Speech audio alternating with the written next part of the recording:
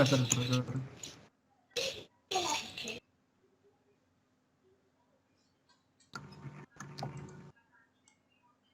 ¿Se escucha bien?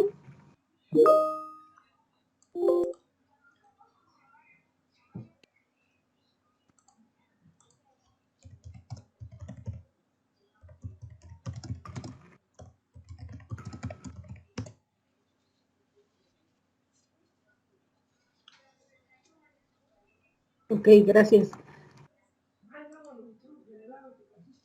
Bueno, entonces vamos a ir continuando con los temas que tenemos que tratar.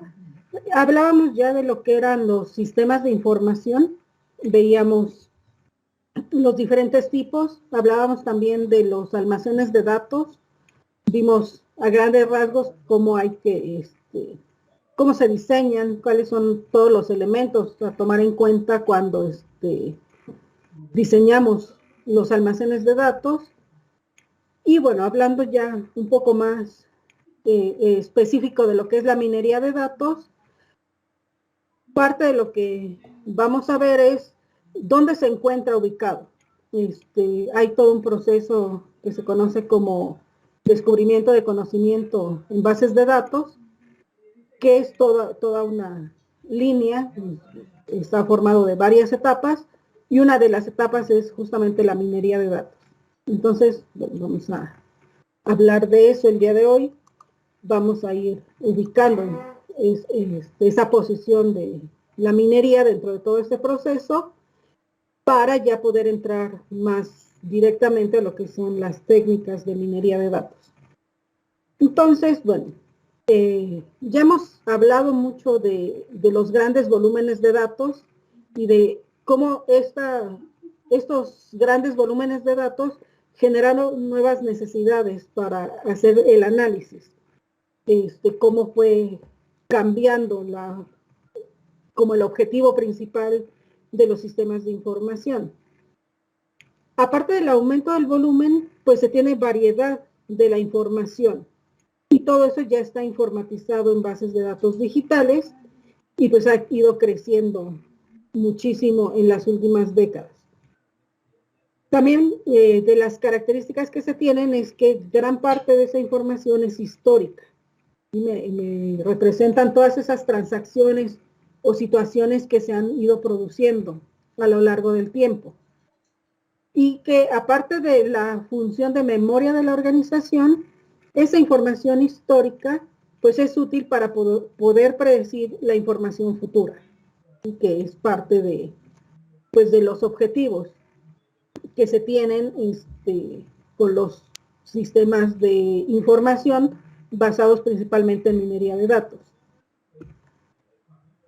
También tenemos que la mayoría de las decisiones, tanto de las empresas como de las organizaciones, como de las instituciones, pues se basan también en información de experiencias pasadas que puede ser extraída de fuentes muy diversas. Decíamos, ya no solo la fuente interna de la organización, sino también fuentes externas y que pueden ser diversas. Puede provenir la información de muchos lados. Las decisiones colectivas van a tener consecuencias más graves, especialmente la parte económica. Y bueno, recientemente pues se deben basar en volúmenes de datos que desbordan la capacidad humana. Decíamos, ya no es posible que un humano pueda analizar toda esa información para poder tomar estas decisiones.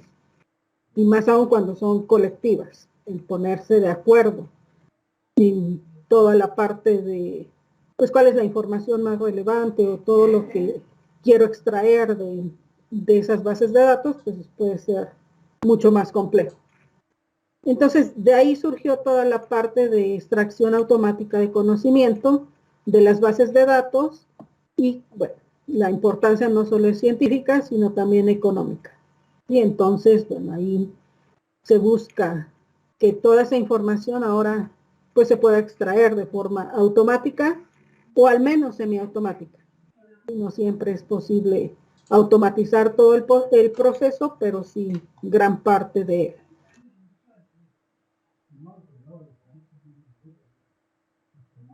Y bueno, dentro de los problemas que también a los que nos enfrentamos es que pues el tamaño de los datos ya es poco habitual para los algoritmos clásicos. Los algoritmos clásicos, la mayoría ya no puede trabajar con esas cantidades de información. Y el número de registros ya es muy grande. Está entre 10 a la 8 y 10 a la 12 bytes. Pero no solo tenemos problema en cuanto al número de registros, sino también en cuanto a las dimensiones. ¿Cuántos atributos se utilizan para describir esa información? Y anda entre 10 a la 2 y 10 a la 4. Entonces tenemos ya dimensiones muy grandes representando esa información. Otro de los problemas que motivó a todo este estudio es que el usuario final no es experto en aprendizaje automático ni en estadística. Entonces, pues necesito otras formas también de mostrarle la información, el resultado de todo el proceso de la minería. Y bueno, tampoco se puede perder ya más tiempo haciendo análisis de datos. Y ya en cuanto a la industria, por ejemplo, pues lo que busca es su ventaja competitiva y no puede esperar mucho tiempo para tomar decisiones que son importantes, ¿no? También pues se buscan decisiones más efectivas y por lo tanto pues requiere poco tiempo para hacer el análisis de toda esa información. En la parte de la ciencia, pues también muchas veces se busca analizar datos que nunca se han analizado. Hay mucha información que no se ha analizado previamente y que pues sí, se espera poderlo hacer. O también existen bancos de datos que no son cruzados. Por ejemplo, hay muchas enfermedades que se estudian por separado, pero sería interesante poder cruzar esa información. A lo mejor se puedan obtener pues resultados relevantes de cruzar esa información. Por ejemplo, actualmente, pues con la cuestión de la pandemia, con el COVID, pues sería interesante poder estudiar tanto la influenza como el COVID de manera conjunta, cruzar la información para ver, a lo mejor hay más, no sé, síntomas en común, tratamientos que sirven para la influenza que pudieran servir también para COVID, o poder tener como más elementos para ver qué tan relacionadas pueden estar esas enfermedades o que pudieran a lo mejor atacarse de manera casi simultánea. Y entonces, bueno, igual con muchas otras enfermedades que puedan tener síntomas en común o puede haber tratamientos que me sirvan también para ese tipo de enfermedades. Y bueno, a nivel personal, pues porque ya la información pues es demasiada y hay un desbordamiento de esa información. Y entonces, todo eso es lo que ha motivado a pues tener otras formas de hacer ese análisis y poder tomar esas decisiones en las organizaciones o en las empresas. Y bueno, también tenemos que los sistemas clásicos de estadística son difíciles de usar y no se pueden escalar al número que hay actualmente de información. Y entonces, bueno, ahí pues este tipo de técnicas no se pueden usar directamente. Y bueno, a raíz de todo esto, surge toda un área que es el descubrimiento de conocimiento a partir de bases de datos. En inglés, Knowledge Discovery from Databases, o de manera simplificada, KDD. Este es un proceso no trivial que permite identificar patrones válidos, novedosos, potencialmente útiles y en última instancia comprensibles a partir de los datos. Esa fue la definición que se dio en 1996 por un grupo de investigadores entre ellos fallar. Entonces, bueno, en todo este proceso lo que se busca es justamente poder extraer esos patrones, pero con esas características. No me interesa cualquier patrón, sino pues que sea un patrón válido, que sea diferente, que no sea lo que ya conocía, que realmente pueda encontrar nueva información y pues que sean de utilidad para el análisis específico que se está haciendo, ¿no? Para resolver el problema particular que se busca resolver. Hay una diferencia clara con los métodos estadísticos y es porque la estadística se utiliza para poder validar o parametrizar algún modelo que ya existe, que ya fue sugerido y no para generarlo. Si la estadística no me permite generar modelos, el usuario o quien está utilizando estos métodos tiene que sugerir el modelo y lo que se hace es validar o encontrar parámetros adecuados para ese modelo. En el caso de la minería y de todo el KDD, lo que sí me va a permitir generar modelos. Puedo no conocer el modelo y construirlo a partir del KDD. También hay una diferencia sutil entre análisis inteligente de datos y KDD, y es que el análisis inteligente de datos solo utilizaba inteligencia artificial para hacer el análisis de los datos. Actualmente con el KDD pues ya se pueden utilizar otro tipo de técnicas o de estrategias.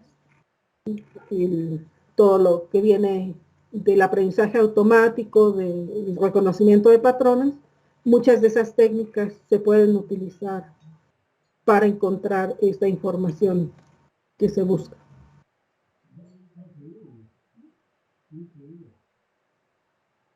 Y bueno, entonces el KDD nace como una interfaz y además se nutre de muchas disciplinas.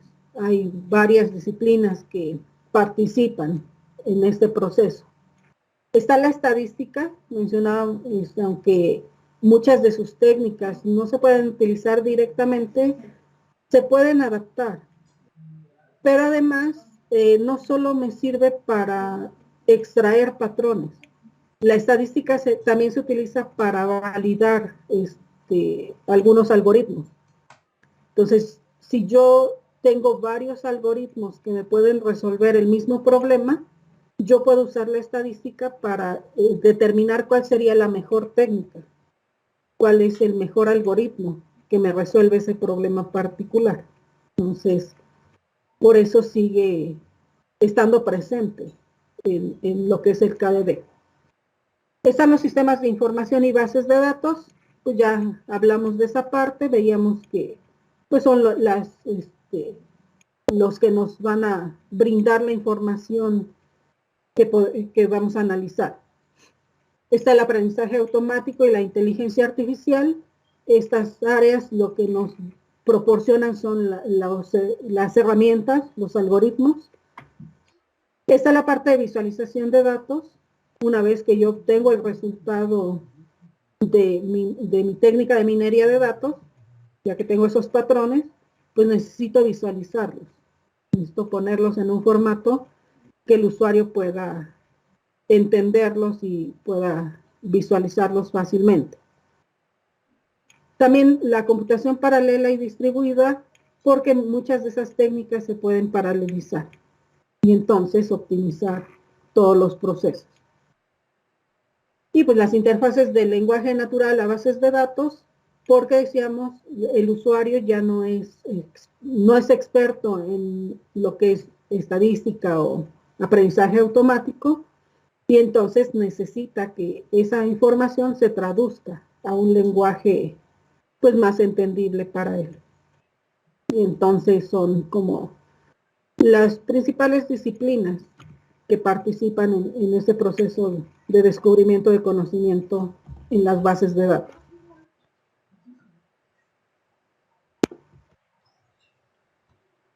Y bueno, también la minería de datos se relaciona con otras disciplinas y bueno, en particular la minería, que también se conoce como prospección de datos, es una fase del KDD.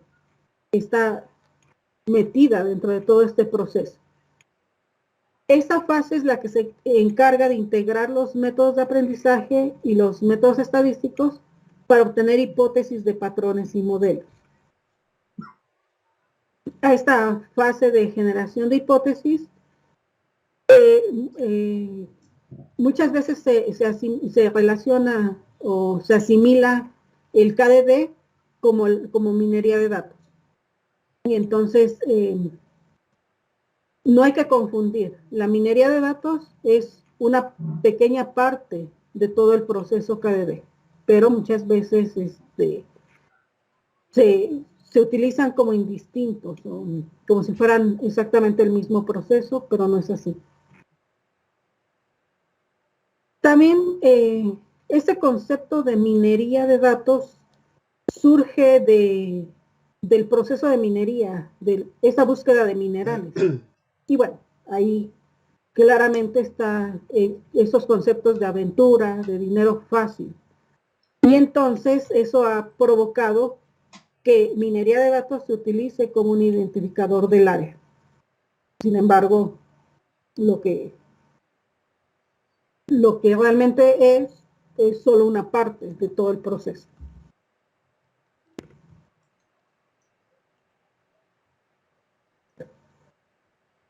Ahora, también es importante conocer que la minería de datos no es una extensión de los sistemas de informes inteligentes ni de los sistemas OLAP. La minería de datos siempre aspira a más. Lo que busca es encontrar más información, no la misma que encontraríamos con un informe inteligente o con un sistema OLAP.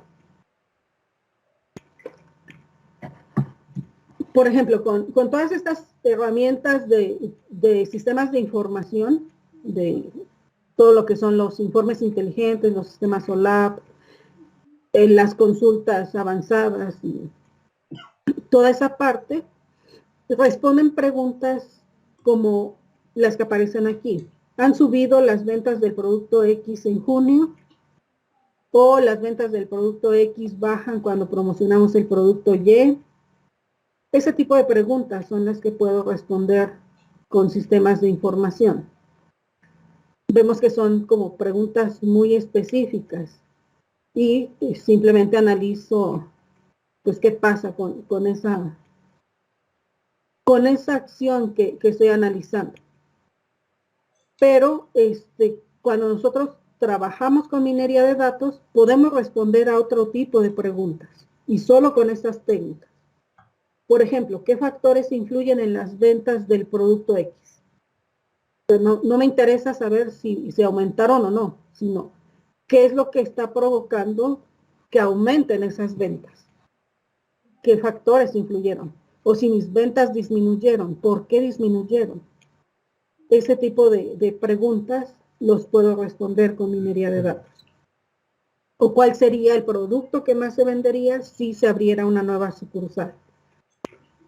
Tengo que hacer como un análisis más profundo que con un sistema de información no podría. No podría responder este tipo de preguntas.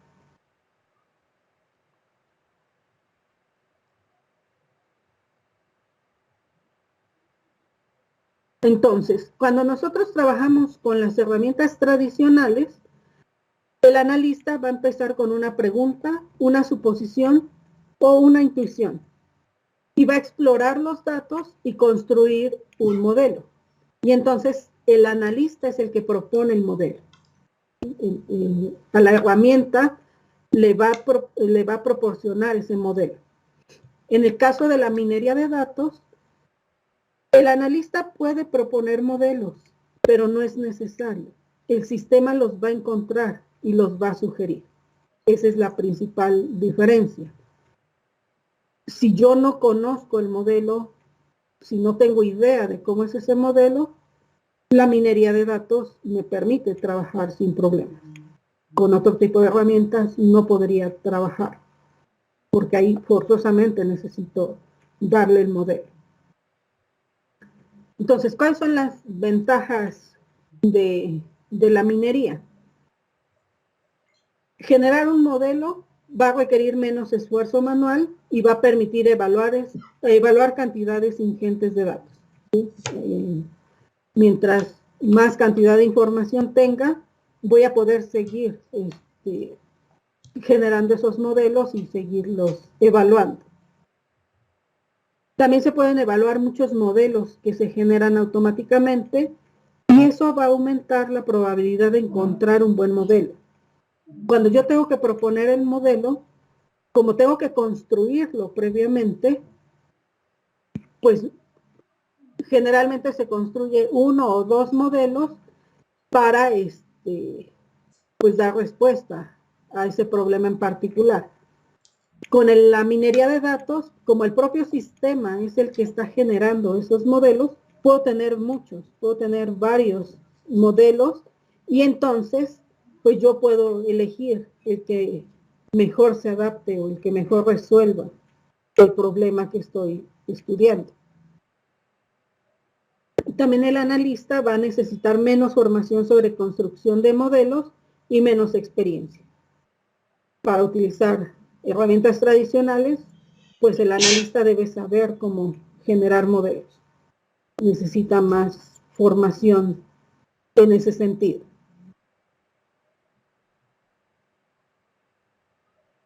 Hay diversas áreas de aplicación. Están, por ejemplo, toda la parte de toma de decisiones. Están los procesos industriales, que en estos dos casos está más enfocado hacia la parte industrial, pero también está la parte de investigación científica, todo lo que es medicina, astronomía, meteorología, psicología y muchas otras áreas, donde la eficiencia a lo mejor no es tan importante. Lo que me interesa es obtener resultados, aunque me tarde un poco de tiempo en encontrarlos. En el caso de toma de decisiones y procesos industriales, pues sí me interesa que sea lo más pronto que se pueda, poder tener esos resultados.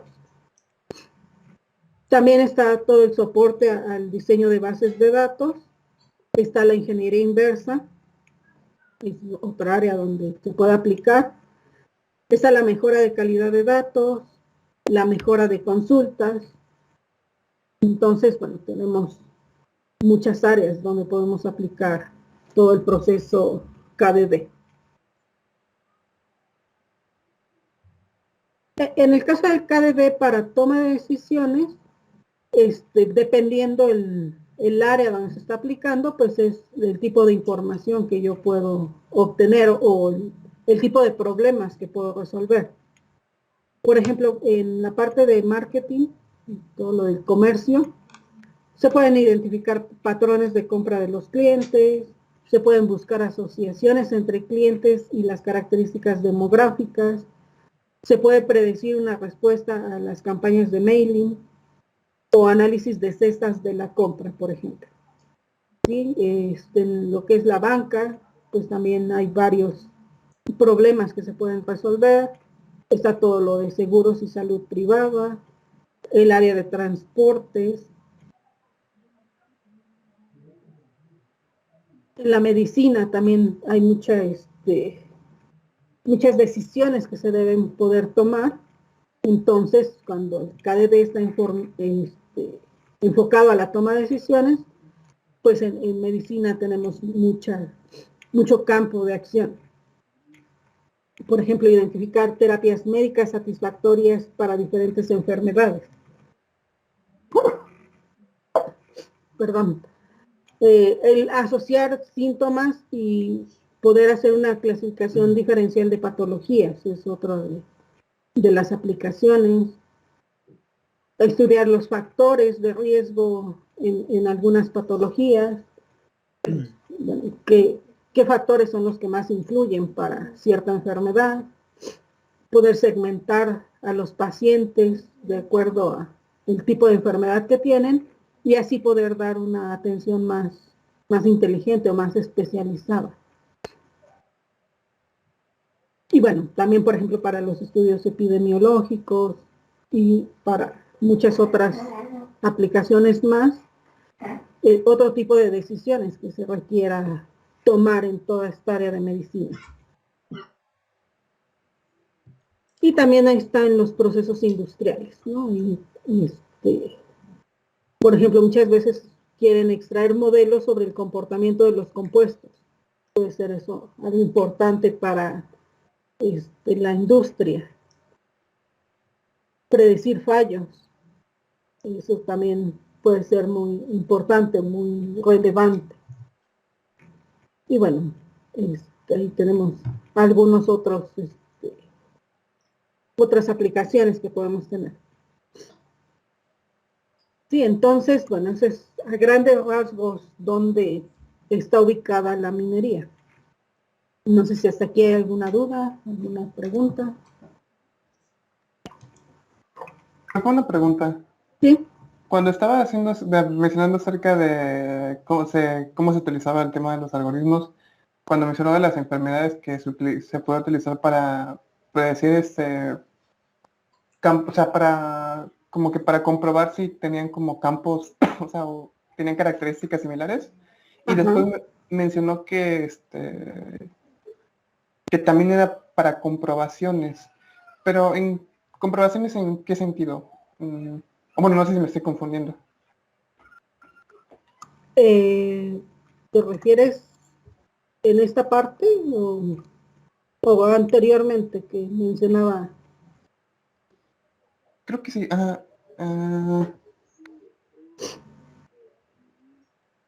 No, creo que era creo que un poquito antes. Era cuando estaba explicando lo de la medicina que era por ejemplo, el COVID y no sé qué otra enfermedad había mencionado. Ajá.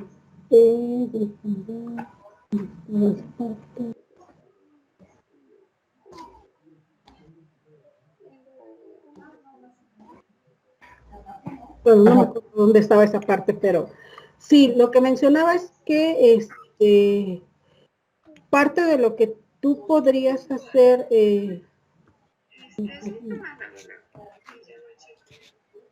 indicar dónde estás.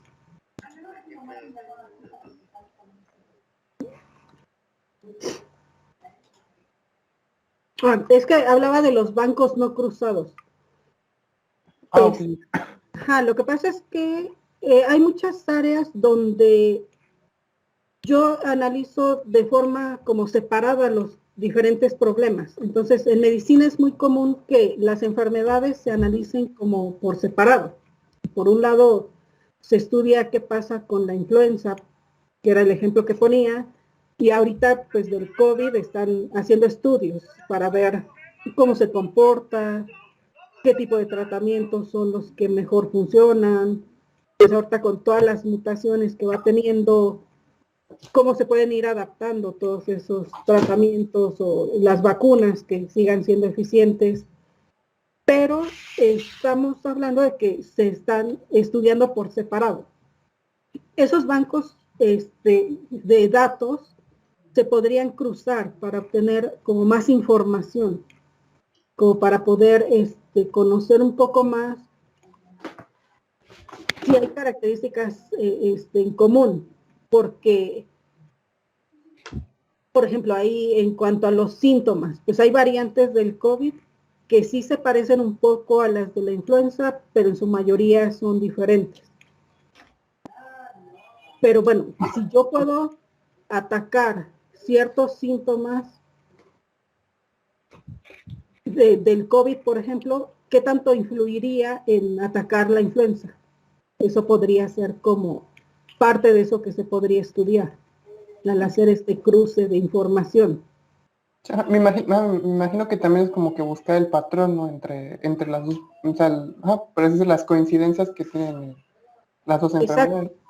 O sea, como que, como mencionaba usted, que era, o sea, básicamente la unión de las dos informaciones, me imagino que tiene ciertas propiedades para que concatene la misma información. Sí, y de hecho parte de lo que podrías buscar es si hay justamente esos patrones comunes. Ok. Porque puede ser que no haya patrones comunes, que sean totalmente distintos, y entonces sí necesito estudiarlos por separado. Pero si hay patrones en común, me puede servir para que los tratamientos sean más eficientes. Porque Entonces, también, por sí. ejemplo, Sí, claro. parte de lo que han estado haciendo es ver si tratamientos o medicamentos para otro tipo de virus serviría para este virus. Y que pueden ser enfermedades totalmente diferentes, pero que son virales. Ok. Entonces, todo eso es lo que se puede estudiar si hacemos este cruce de información de los distintos bancos de información que se tienen. Entonces, por ejemplo, si no se encontrara ningún patrón o, bueno, ninguna coincidencia en la información, automáticamente se trabajarían por separado. Supongamos que no tuvieran algo en relación. Sí, porque no tendrías forma como de identificar, por ejemplo, no habría a lo mejor medicamentos que sirvieran para ambas enfermedades. O sea, a lo mejor Entonces, incluso podría ser contraproducente. en algunos casos puede ser contraproducente y por eso sí se trabajan como por separado, ¿no? De hecho, también pues las farmacéuticas van analizando todo eso, que tanto un medicamento puede afectar si hay algún otro tipo de enfermedad. Bueno, ajá. Sí, porque me imagino, sí, ajá, porque sí, eso me dio una imagen, porque por ejemplo, en ese sentido, entre los medicamentos, pues me imagino que la cantidad de los que hay es bastante grande como para que a lo mejor una sola persona lo haga. O sea, para que compare entre todos los síntomas, todas las posibles medicamentos que podría tener. Sí, obviamente esos pues son grupos de investigadores y, por ejemplo, todos los laboratorios de las farmacéuticas, pues parte de lo que tienen que estudiar es las personas que toman ese medicamento, si están tomando otros, y si pudiera haber reacciones adversas. De hecho, si alguna vez han tomado la caja de un medicamento, puede contener contraindicaciones. Y también hay otro que a veces aparece, que son las interacciones medicamentosas, que ahí te dicen, bueno, si está tomando este tipo de medicamentos, no puede tomar este en particular. O tiene que consultar con su médico para que le diga si lo puede tomar o no. Porque al haber tantos medicamentos para cosas totalmente diversas, sí puede darse que un medicamento, lejos de ayudarte, te perjudique porque se contrapone con otro que estés tomando. Todo eso hay que estudiarlo. Ok. Sí, ya me quedó más claro. ¿Sí? ¿Alguna otra duda?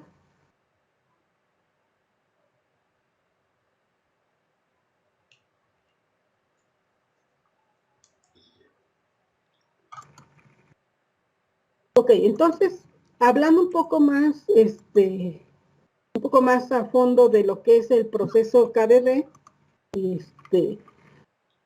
pues mencionábamos que este proceso consta de varias fases. Hay varias como etapas que hay que seguir para realizar todo el proceso de descubrimiento de conocimiento. Las fases de las que constan, bueno, son varias. Se van a ir alimentando de distintas disciplinas. Tengo distintas disciplinas involucradas en cada parte del proceso. Y bueno, lo primero que tengo pues es mi base de datos, que también puede ser un diccionario de datos. Y a partir de ese pues yo necesito descubrir ciertos datos, pero también necesito descubrir las tareas que son las que quiero como analizar. Para ello pues necesito un objetivo. ¿Para qué necesito esa información? y que esas tareas, qué me van a resolver o qué tipo de decisiones voy a poder tomar a partir de esa información. Entonces, teniendo ese objetivo, es el tipo de información que voy a extraer. Una vez que extraigo la información, pues necesito limpiarla. Por ahí cuando hablábamos de los almacenes de datos, hablamos un poco de todo este proceso de limpieza de datos. Decíamos, hay que quitar toda la información que sea irrelevante, que sea redundante, aquellos datos que estén erróneos, pues necesito ya sea corregirlos o eliminarlos. A lo mejor necesito transformar un poco la información. Y bueno, para toda esta parte, pues me voy a apoyar de las herramientas de búsqueda, pero también de herramientas estadísticas y de inteligencia artificial. Ya que limpié mis datos, paso al desarrollo del modelo. Aquí es donde voy a construir los modelos a partir de esa información que extraje de mi base de datos. Todavía puedo utilizar herramientas de búsqueda. Se utilizan las herramientas estadísticas y de inteligencia artificial y las herramientas de visualización. De ahí, pues lo que voy a tener es un modelo del dominio, que es el que me va a ayudar también a poder hacer mi análisis de los datos. Ese análisis, pues solo lo puedo hacer dentro de ese dominio específico de los datos. Aquí voy a utilizar herramientas estadísticas, herramientas de inteligencia artificial. También puedo usar herramientas de aprendizaje automático, de reconocimiento de patrones. Necesito técnicas de visualización para los resultados que obtenga de todo este proceso. Y aquí es básicamente donde hago la minería de datos, lo que es el análisis de datos. Después tengo que generar mi salida. Aquí ya tengo mi modelo, tengo mi análisis de datos, pero pues necesito una salida de esos datos, que básicamente es visualizar la información, y necesito también técnicas de presentación. ¿Cómo le voy a mostrar la información a mi usuario final? Y hay algunas técnicas de transformación de datos que tal vez requiera aplicar. Por ejemplo, si lo que obtuve fue resultados numéricos representados en una matriz, a lo mejor tengo que transformarlo a lenguaje natural para que el médico o el que está haciendo análisis de procesos industriales o de otras áreas, pues entienda esos resultados. Entonces tengo que ponerlo en un lenguaje que entienda. Y esa salida, pues yo la puedo usar de varias formas. Puedo generar reportes, puedo tomar acciones con base en esa información, tener modelos. Muchas veces el objetivo es tener el modelo y monitorear, y poder hacer un monitoreo dentro de la organización a partir de esa información que se extrajo, de esos patrones que se obtuvieron. Entonces, bueno, ahí dependiendo cuál era el objetivo y cuál era la finalidad de obtener esa información, pues será el uso que se le dé.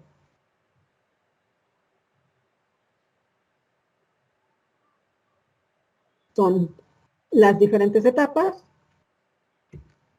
Escribiendo un poquito más a detalle cada una de ellas, pues la primera es la recogida de datos. Cómo saco la información ya sea de mi base de datos o de mi almacén, porque también recuerden que puede estar la información ya en un almacén de datos. Ahora, estas primeras fases son importantes porque van a determinar que las siguientes fases, principalmente la parte ya de minería de datos, sea capaz de extraer conocimiento válido y que sea útil a partir de la información original que tenía. Y entonces, si yo no hago una buena recogida de datos, si no hago una buena limpieza de esos datos, mis resultados pueden no ser los que esperaba. puedo estar obteniendo conocimiento que no tenga validez o que no sea útil para nada. Y bueno, ya hemos mencionado que generalmente esa información proviene de las bases de datos o de fuentes externas que pueden ser muy diversas. También mucha de esa información es la del trabajo transaccional, es la que se utiliza para hacer toda la parte operacional de los sistemas.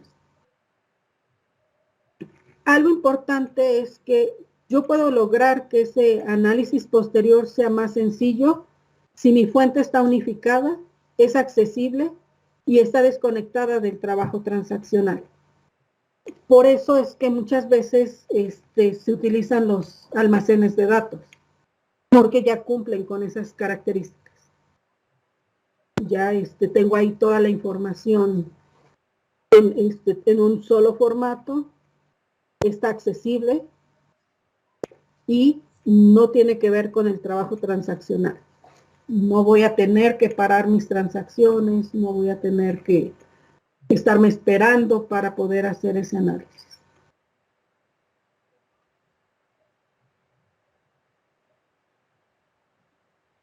Ahora, el proceso de minería depende de varios factores o de varios elementos.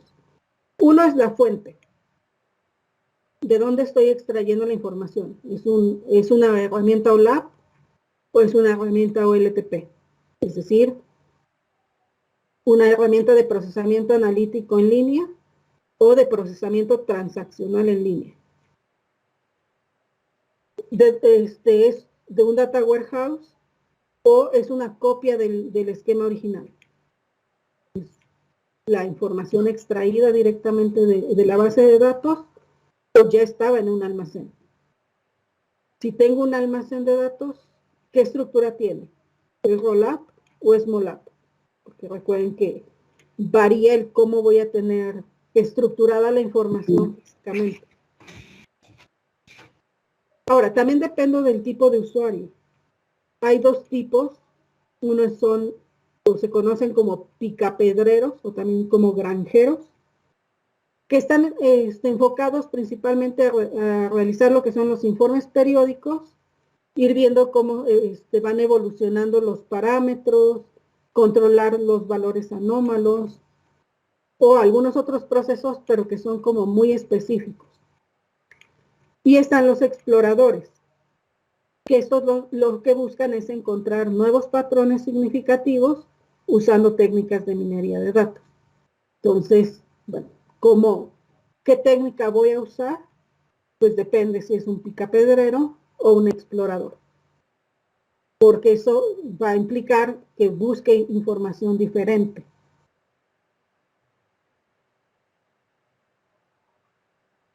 Después, aparte de toda esa información que es interna a la organización, veíamos que podemos tener información externa, que proviene de muchas fuentes.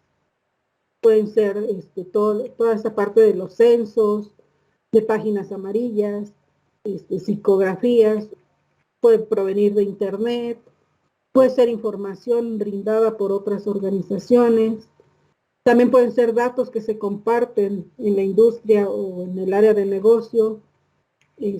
Puede haber catálogos de donde yo pueda sacar esa información. También puede ser, por ejemplo, cómo se distribuye la competencia, esta información que hay en los calendarios o en algún otro lugar de donde yo pueda ir extrayendo esa información. Y también puede haber bases de datos externas que se compran a otras compañías. Entonces, bueno, pues ya hemos visto que puede provenir de muchos lados toda esa información y pues es parte de la información que quiero unificar, además de la que tengo en la base de datos. Entonces, ya que se decidió o se sabe de dónde va a provenir toda esa información y que ya la extraje de esas fuentes, necesito pasar al proceso de seleccionar de limpiar y de transformar esos datos. Aquí se hacen dos procesos. Uno es la limpieza, que se conoce también como data cleansing, y otro es la criba, que es la selección de datos. Aquí lo que buscamos es eliminar el mayor número posible de datos erróneos o que sean inconsistentes. Eso es el proceso de limpieza. Pero también quiero eliminar datos irrelevantes. A eso es a lo que se le conoce como criba. Aquí se utilizan principalmente los métodos estadísticos. Es casi exclusivo el uso de estos métodos. Por ejemplo, si yo quiero detectar datos anómalos, utilizo histogramas. O puedo hacer selección de datos, ya sea hacer un muestreo, que sería verticalmente, implicaría eliminar atributos, o de forma horizontal, donde eliminaría tuplas. También muchas veces se requiere de redefinición de atributos, ya sea que los agrupe o los separe más, para poder tener como mejor distribuida esa información, ¿no? Que sea como más clara la información de esos datos que posteriormente voy a analizar, ¿no? Con mi proceso de minería. Ahora, cuando yo tengo datos anómalos, puedo tener problemas para trabajar con este tipo de datos. En esta área, y todo lo que es aprendizaje automático y ese tipo de áreas, a estos datos anómalos se les conoce como outliers. Entonces, yo tengo varias acciones que puedo realizar ante este tipo de datos. Uno es ignorarlos, pero eso solo si mi método lo permite. Si mi algoritmo es robusto, entonces puedo ignorar esos datos. Por ejemplo, cuando trabajamos con árboles de decisión, estos son robustos a los outliers. Otro es filtrar, que puede ser eliminar o reemplazar por columna. Esa es una solución extrema, sobre todo cuando yo decido eliminar columnas. Sin embargo, hay ocasiones en que puedo eliminar columnas porque hay otras que dependen de esa columna que estoy eliminando, pero que tiene datos de mayor calidad. Me describe mejor a los datos esa columna. Y entonces, pues elimino aquella que no me describe tan bien a los datos, porque pueden ser columnas dependientes. Ahora, generalmente se prefiere reemplazar en lugar de eliminar. ¿Cómo hago el reemplazo? Pues voy a cambiar la columna que estoy reemplazando por otra columna que va a ser discreta, donde voy a decir si el valor era normal o era un outlier. ¿Qué pasa con estos outliers? Por ejemplo, si yo tengo un atributo que se llama, que es el número de la edad, los años. Si tengo un valor negativo, por ejemplo, si me aparece un -10, yo sé que ese dato es erróneo, porque no puede haber una edad negativa. Entonces, yo puedo reemplazar ese dato por uno que diga que es un dato erróneo. Ya voy a tener mi columna discreta donde diga que es un outlier. O si también está muy por arriba de los valores, por ejemplo, si tiene un valor de 200, también es un outlier. Entonces me estoy saliendo del rango por arriba de los datos. Y entonces, bueno, en lugar de eliminar esa columna, pues la reemplazo por esa otra que es discreta, donde digo si el dato es normal o está por afuera del rango. Otro es filtrar, pero por filas. Aquí debo tener cuidado porque se pueden sesgar los datos, porque al eliminar filas sería como eliminar registros de mi base de datos. Entonces estoy modificando la cantidad de datos con las que estoy trabajando. Además, hay ocasiones en que que el dato sea erróneo está relacionado con casos especiales. Entonces, debo asegurarme que el dato realmente es un dato erróneo y que no vaya a ser un caso especial, porque estos casos especiales son los que más me van a interesar. Si yo detecto ciertos registros que contienen información muy diferente a las demás, puede ser un dato de interés y entonces debo evitar perderlo. Otra forma de trabajar con los datos anómalos es reemplazar el valor, ya sea por un valor nulo, si es que el algoritmo lo trata bien, si lo permite, o si no, puedo reemplazarlo por el máximo, el mínimo o por la media. También hay ocasiones en que se puede predecir esa información a partir de otros datos usando técnicas del aprendizaje automático, machine learning en inglés. Entonces, bueno, esa técnica es muy común. Muchas veces se reemplaza ese valor y bueno, ahí se decide si voy a usar el máximo o mínimo dependiendo de por dónde está el outlier o si pongo el promedio de los datos que conozco y que sé que están correctos. La otra es discretizar. Voy a convertir un valor continuo en uno discreto. Por ejemplo, puedo tener la temperatura y entonces en lugar de manejar valores numéricos, en lugar de manejar no sé, 35.7, pues lo transformo en un valor discreto donde menciono si es muy alto, alto, medio, bajo o muy bajo. Y eso va a hacer que los outliers caigan en muy alto o muy bajo, dependiendo de si el outlier está por arriba o por debajo, sin problemas. Y entonces, pues ya puedo manejar como de una mejor manera estos outliers.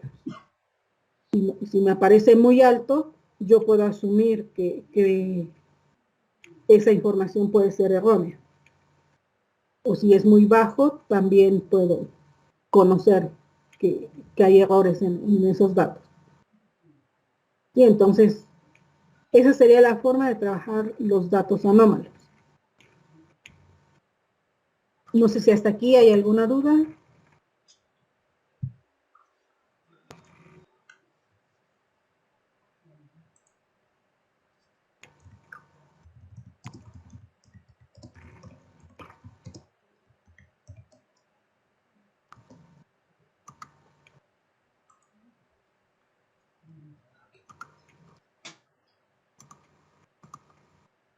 Ahora, también puedo tener datos faltantes, que se conoce como missing values. ¿Qué puedo hacer con este tipo de datos? Si mi algoritmo lo permite, si es robusto ante ese tipo de datos, puedo ignorar esos atributos. No importa que falte esa información, si el algoritmo lo puede trabajar, lo hago. Pero pues no siempre, no todas las técnicas lo permiten, entonces también puedo filtrar a nivel columna, también es una solución extrema en este caso. Al igual que cuando hablábamos de los outliers, puede ser que tenga columnas dependientes y entonces eso me permite eliminar algunas. También aquí se prefiere reemplazar en lugar de eliminar. En este caso se cambiaría por una columna booleana donde diríamos si el valor existía o no. También puedo filtrar la fila. Al igual que en el caso anterior, puedo sesgar mis datos. También la causa puede ser por casos especiales. En este caso también puedo reemplazar el valor. Se haría por la media, por el valor promedio. Aquí no puedo hablar de el máximo o el mínimo porque estoy hablando de un dato que falta. Y entonces, para poder como garantizar que me acerco al valor real, pues lo hago colocándole el valor promedio de esos datos. O lo puedo, si es posible, lo predigo a partir de técnicas de minería, perdón, de aprendizaje automático. Otro es segmentar. A partir de los valores disponibles para ese atributo, para ese dato, vamos a ir segmentando las tuplas. Vamos a obtener el modelo para cada uno de esos diferentes segmentos y luego se van a combinar. O se puede modificar la política de la calidad de los datos y esperar hasta que los datos faltantes estén disponibles. Sin embargo, pues en muchos problemas esto no es como la solución, porque necesitamos obtener respuestas lo más pronto posible y entonces pues no puedo esperar a que esos datos estén disponibles para terminar mi análisis. Entonces, sí se llega a utilizar, pero pues no siempre. No, en muchos casos no es la mejor opción.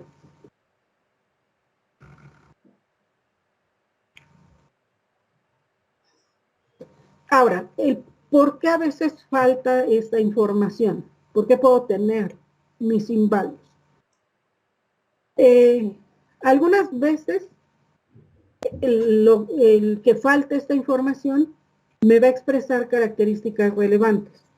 Por ejemplo, si un cliente no proporcionó su número telefónico, puede ser porque no quiere que se le esté molestando, no quiere recibir llamadas a cada rato ofreciéndoles ciertos servicios, o porque hubo un cambio de teléfono y entonces aún no tienen, bueno, más bien un cambio de domicilio donde aún no tiene teléfono y entonces pues no puede proporcionar su teléfono porque aún no tiene el número.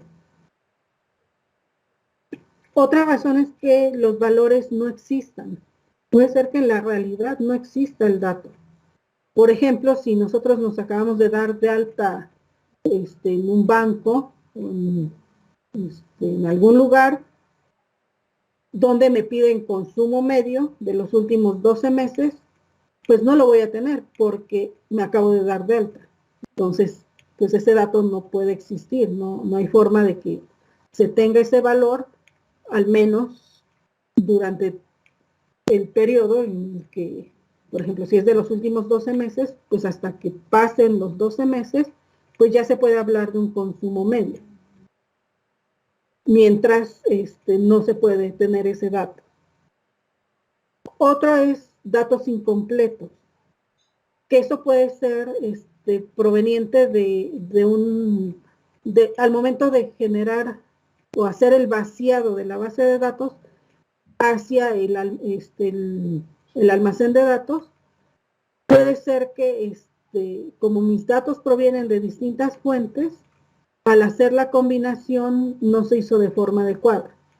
Y eso es porque muchas veces se hace la unión, pero no la intersección de campos. Y entonces empiezan a aparecer como tuplas que se repiten, pero algunas con información incompleta. Porque puede ser que una tupla proviene de la base de datos, donde sí venía toda la información, pero como tenía una fuente externa, por un archivo, pero si ahí no estaba la información completa, se tuvo que generar otra tupla, pero con esos datos faltantes, con estos datos incompletos. También muchas veces esa falta de datos es porque no se proporcionan de forma completa. Por ejemplo, cuando vamos con el médico, y es la primera vez que vamos con ese médico, generalmente sacan como todo el historial. Nos preguntan pues cuáles son los síntomas que llevamos, si hemos tenido ciertas enfermedades. También nos preguntan antecedentes familiares y nos toman la temperatura, nos pesan, nos miden, sacan, a lo mejor hacen estudios. Pero dentro de toda esa información puede haber información que desconozcamos. Por ejemplo, de los antecedentes familiares. Muchas veces no sabemos si algún abuelito o alguien dentro de esa línea tenía cierta enfermedad. Y pues hay enfermedades que son importantes porque se pueden heredar. Generalmente nos preguntan sobre diabetes, hipertensión, algún tipo de cáncer. Todas estas enfermedades crónico-degenerativas que nosotros pudiéramos estar heredando, pero que a veces ni siquiera sabemos. Es información que muchas veces desconocemos. Entonces, de ahí también puede provenir pues esta información faltante.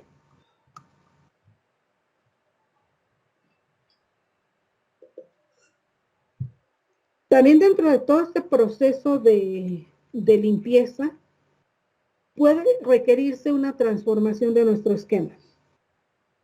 Muchas veces se decide trabajar con el esquema original, que bueno, la ventaja es que las relaciones internas dentro de ese modelo relacional se mantiene, bueno, si es que es el tipo de modelo, pero todas las relaciones internas dentro del modelo se van a estar manteniendo. Y entonces no hay que reaprender toda esa información. El inconveniente es que muchas técnicas no se pueden utilizar. La mayoría de las técnicas no se pueden utilizar con un esquema, sobre un esquema relacional o que provenga directamente de una base de datos. Otra forma en que podemos estructurar la información es a través de una tabla universal. Aquí lo que tenemos es que cualquier esquema relacional lo podemos convertir a una tabla universal. Va a ser una correspondencia 1 a 1 directo hacia la tabla universal. Y entonces realmente estaríamos vaciando toda la información del esquema relacional en una sola tabla. La ventaja es que los modelos de aprendizaje van a ser más simples, se van a volver proposiciones. Ese es el esquema que ahora va a tener. La desventaja es que puedo tener mucha redundancia. Además, la información del esquema se pierde. Muchas de las dependencias funcionales que existían dentro de mi esquema relacional se vuelven a redescubrir. Y entonces, pues eso puede generar que se vuelva muy grande mi tabla. Y para pues poder evitar muchos de esos problemas, habría que meter metainformación. Por ejemplo, para mantener la información del esquema, pues necesitaría esta metainformación para conocer un poco de cómo era ese esquema antes de hacer la transformación a la tabla universal. El otro, cuando tenemos data mart, todo desnormalizado de tipo estrella o de copo nieve, que pues es mantener la información como está dentro del almacén de datos. La ventaja es que se pueden buscar reglas sobre información sumarizada y si resultan factibles, entonces se puede comprobar con la información detallada. Aquí se utilizarían los operadores propios que vimos por ahí cuando hablamos de almacenes de datos, y la desventaja que está orientada solo para los granjeros, ¿sí? Para los picapedreros. Este tipo de esquema no sirve para los exploradores. Entonces, pues no siempre me es conveniente utilizar ese tipo de esquema. De hecho, el que más se utiliza, a pesar de la desventaja, es la tabla universal.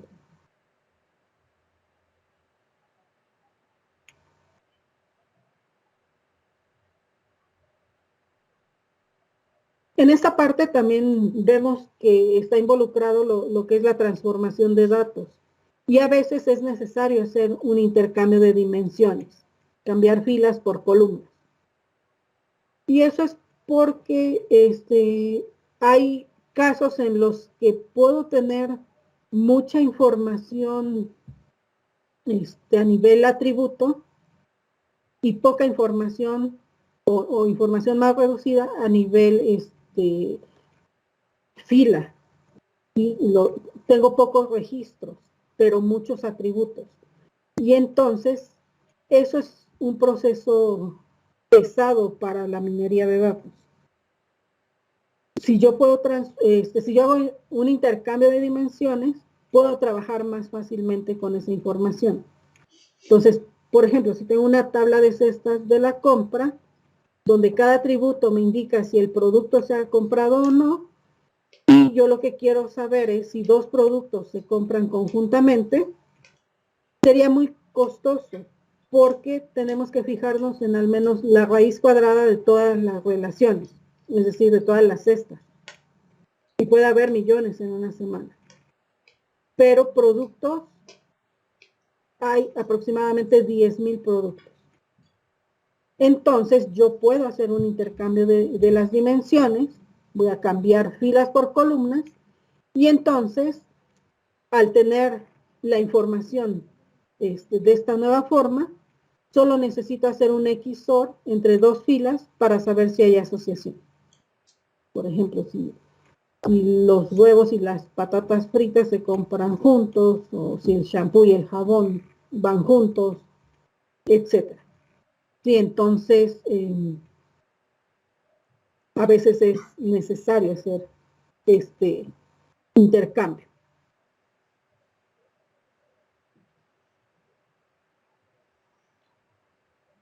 También a veces necesito transformar mis campos, hacer ya sea una numerización o una discretización. La ventaja de tanto de la numerización como de la discretización es que vamos a reducir el espacio. ¿Cuál es la diferencia?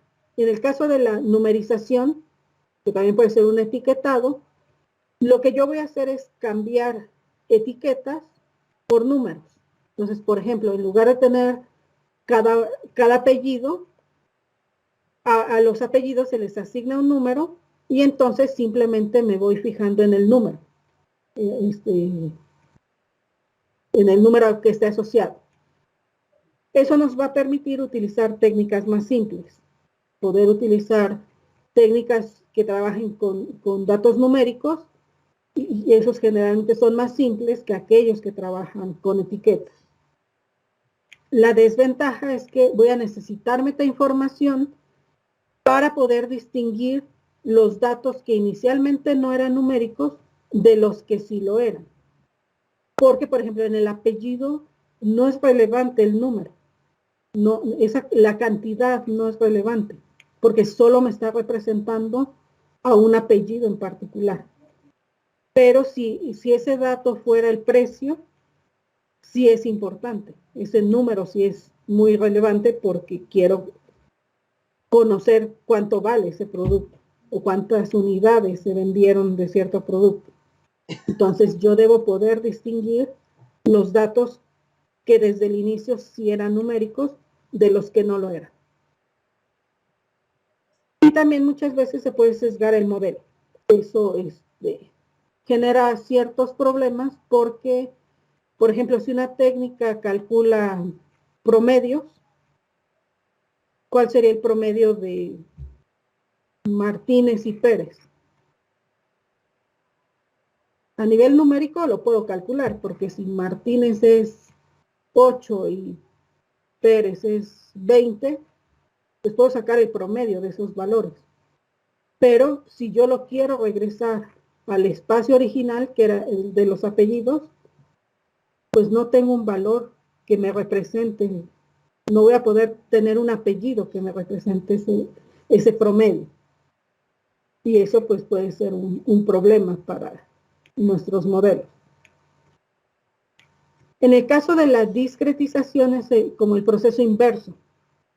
Lo que vamos a hacer es de los números, los datos continuos, llevarlos a etiquetas. Por ejemplo, si yo tengo valores entre 0 y 10, puedo cambiarlos por pequeño, mediano y grande. Aquí se pueden utilizar estrategias como los árboles de decisión y construir reglas discretas. Entonces, bueno, eso genera ciertas ventajas. La principal desventaja es que una mala discretización nos puede invalidar los resultados. Y ese proceso de llevar datos continuos a etiquetas, datos discretos, puede generarme problemas con mi modelo, que mis resultados no sean válidos o no sean buenos.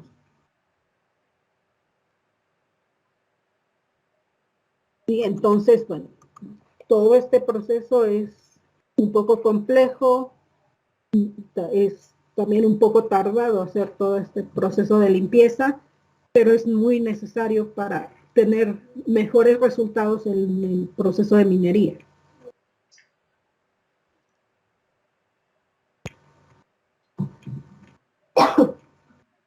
¿Hasta aquí alguna duda?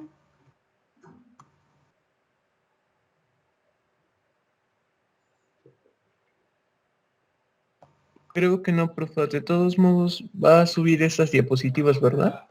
Sí, sí estás ahorita terminando la clase, las subo ahí a la carpeta para que las vayan teniendo a la mano. Sí, profe. Gracias. De nada.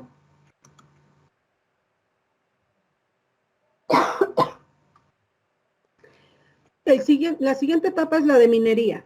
Ya es donde aplico todas estas técnicas, que pues hay una gran variedad de técnicas y que pues son las que realmente vamos a estudiar más a fondo, vamos a ir viendo cada una de estas técnicas para conocer algunos de los algoritmos. Y bueno, hemos hablado del gran volumen de los datos, que es parte de lo que motiva a todo este estudio, pero también hay otras razones por las que las técnicas de aprendizaje automático y las técnicas de estadística no se pueden aplicar directamente. Y es porque para poder aplicar este tipo de técnicas, generalmente yo necesito que la información esté en disco, que esté almacenada en un disco o en algún lugar para poder hacer el análisis. Y no la puedo escanear múltiples veces. O si esta información crece, necesito primero almacenarla y luego volver a hacer todo mi proceso de aprendizaje automático, utilizar ese algoritmo. También, pues muchas de las técnicas de muestreo que se utilizan no son compatibles con algoritmos incrementales y entonces no podría aplicarlos para hacer procesamiento en línea. Muchas veces pues quiero analizar la información conforme va llegando, no esperar a almacenarla y posteriormente analizarla, sino poderlo hacer en línea. La mayoría de estas técnicas no me permite hacerlo de esa forma. La alta dimensionalidad. Mencionaba ahora, ya puede haber muchos campos, muchos atributos que me describan la información y pues las herramientas tradicionales de aprendizaje automático y de estadística no soportan esa cantidad de atributos. También hay mucha evidencia positiva, eso también me va generando como sesgos en los algoritmos y los datos imperfectos. Digamos ya que al provenir de muchas fuentes, pues puedo tener datos imperfectos y entonces pues ya no me funcionan de forma adecuada estas estrategias. Y bueno, el principal interés de la minería de datos es poder adaptar todas estas técnicas para poder analizar esos grandes volúmenes de datos y ver todas estas nuevas características que va a tener mi información.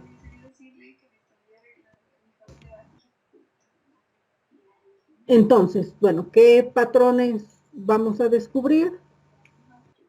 En el caso de los de los exploradores, pues puede decidir qué tipo de patrón quiere descubrir, pero también mencionábamos a veces, pues no sabe cómo, qué puede ser lo que podría encontrar.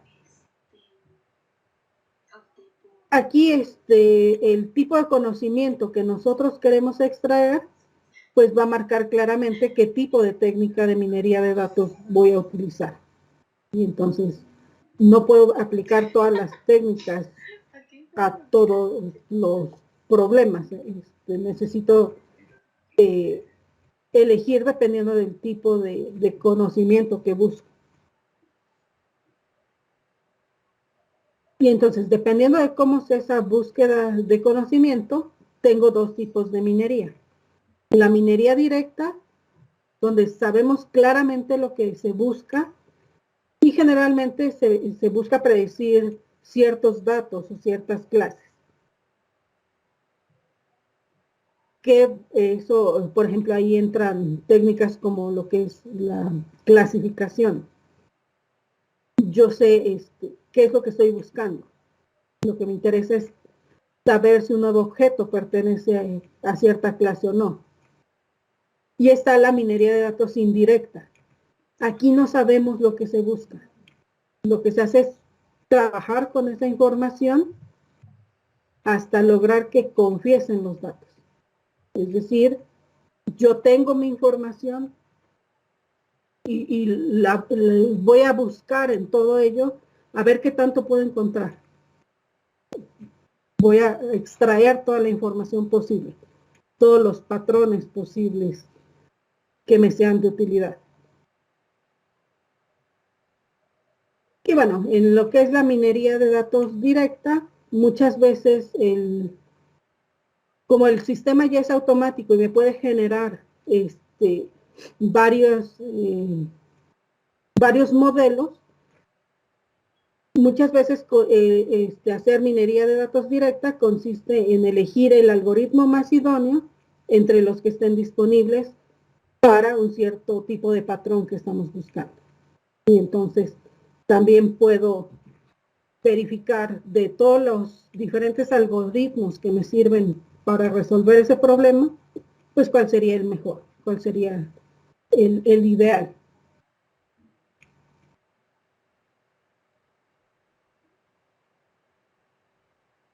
Una vez que hacemos nuestro proceso de minería, ya que elegimos cuál es el algoritmo que vamos a usar y lo aplicamos, hay que evaluar y hay que validar ese algoritmo. Para eso necesitamos criterios de evaluación de hipótesis. Se puede hacer en dos fases. Por ejemplo, en la primera fase, lo que se busca es comprobar la precisión del modelo en un banco de ejemplos que sea independiente al que se utilizó para entrenar al algoritmo. Y vamos a elegir el mejor modelo. Entonces, yo lo que tengo es un conjunto de datos que uso para entrenar mi modelo, para crearlo, y otro conjunto para validar, para comprobar que ese modelo es bueno, me resuelve el problema. Y en una segunda fase se puede hacer una experiencia piloto con ese modelo. Por ejemplo, si nosotros queremos predecir la respuesta de los clientes a un nuevo producto, entonces se puede hacer una campaña de mailing hacia un cierto subconjunto de clientes y evaluar la fiabilidad del modelo. Entonces, ahí puedo usar o hacer esta evaluación y validación en estas dos etapas.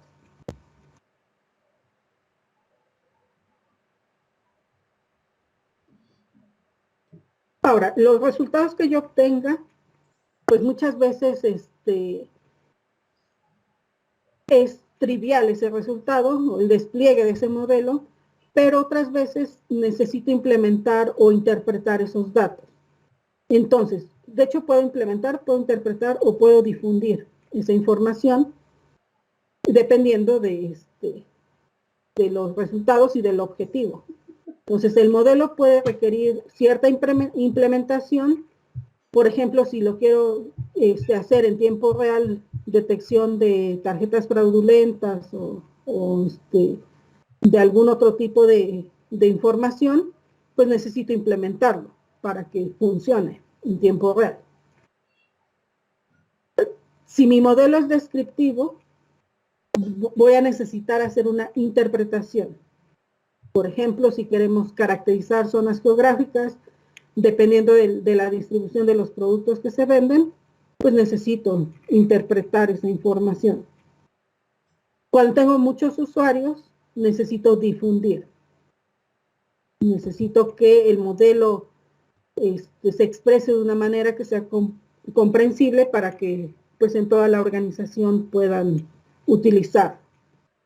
Y por ejemplo, cuando se quieren hacer asociaciones, saber que las cervezas y los productos congelados se compran frecuentemente en conjunto, me implica que pues debo ponerlos en estantes distantes.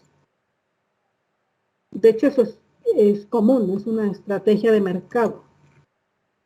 ¿Por qué los productos que se venden conjuntamente los ponen por separado? Los ponen lejos uno de otro.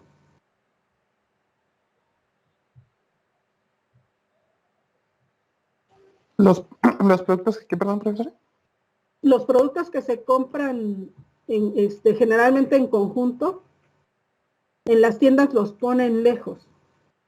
¿Por qué hacen eso? Me imagino que como para que la gente, bueno, al momento de que están comprando, obviamente pues se tengan que desplazar y a lo mejor en ese momento de que se están desplazando, pues a lo mejor ven, pues veo esta otra cosa y veo esta otra cosa. Y de esa forma, pues, entre medias ponen como productos que a lo mejor, por el simple hecho de verlos, a lo mejor dicen, no, pues también me quiero llevar esto, o esto, o esto. Y de esa forma, pues, me imagino que venden más. Uh-huh. Sí, efectivamente, esa es la razón. Es una estrategia de mercado para que tú consumas más productos. De hecho, no sé si se han dado cuenta que cada cierto tiempo mueven todos los productos, voltean toda la tienda, nos cambian de lugar. Bueno, por ejemplo, yo... Para que tengas que buscar de nuevo y sirve que en los lugares que ya estabas acostumbrado a ver, ves nuevos productos. Exacto, y puedes llevártelos también.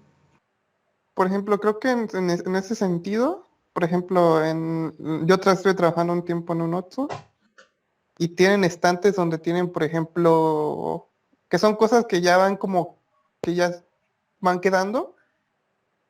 Y pues, aunque no tengan fecha de caducidad, como que a los otros como que les interesa sacarlos, como que los va armando en paquetes y los tiene en zonas específicas y los va cambiando cada mes. Ajá. Sí, que eso es también para que cierto producto a lo mejor no se vende mucho, pues poderlo sacar, ¿no? Y también por eso muchas ofertas involucran productos que a lo mejor no se consumieron mucho o que compraron más pensando que se iba a vender mucho producto y para evitar que se venzan, pues lo sacan en promoción. Pero también esta cuestión de voltearnos toda la tienda tiene que ver con lo que mencionaba Carlos. Tengo que volver a reconocer dónde están, porque cuando nosotros vamos ya con una idea específica de qué quiero comprar y sé dónde están las cosas, voy, tomo lo que necesito y me voy. Y generalmente no vamos a comprar más de lo que queremos. Pero al voltearte todo, al cambiarte de lugar todo, tienes que buscar. Y entonces empiezas a caer en esa cuestión de comprar más cosas de las que necesitas. Y te obligan a recorrer toda la tienda para ver que hay más productos y te los puedas llevar, ¿no? Entonces, son cuestiones de estrategia de mercado que les permite pues mantener sus ventas a un cierto ritmo que pues es considerable, ¿no? Generalmente salimos del centro comercial con más cosas de las que pensábamos comprar.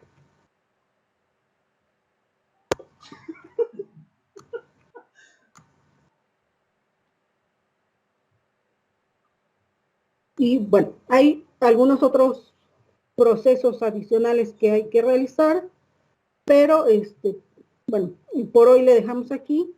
Ya en la siguiente clase comentamos algunas otras etapas posteriores a estas fases para pues ver, completar todo ese proceso de KBB.